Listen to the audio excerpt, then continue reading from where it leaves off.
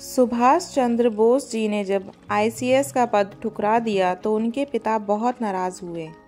उन्हें सुभाष जी के किए की वजह ही समझ नहीं आ रही थी।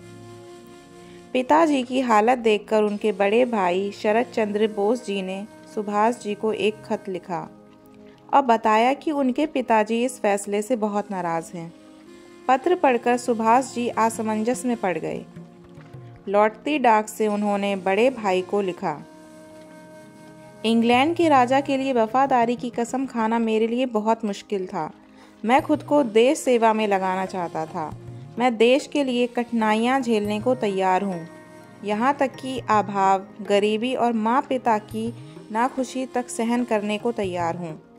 पत्र पढ़कर शरद चंद्र जी समझ गए कि सुभाष जी पर दबाव डालना बेकार है।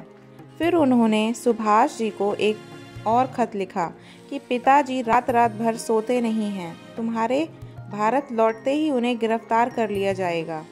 वे ब्रिटिश राज के निशाने पर हैं। भारत सरकार उन्हें स्वतंत्र नहीं रहने देगी। सुभाष चंद्र बोस जी के मित्र दिलीप राय जी ने जब यह पत्र पढ़ा तो वह बोले, सुभाष अब तुम क्या करोगे? अभी भी वक्त है, तुम चाहो तो इस्तीफा वापस ले सकते हो। यह सुनकर सुभाष जी गुस्से से लाल हो गए। वह बोले, तुम ऐसा सोच भी कैसे सकते हो? दिलीप राय जी ने शांत स्वर में कहा, इसीलिए क्योंकि तुम्हारे पिताजी बीमार हैं।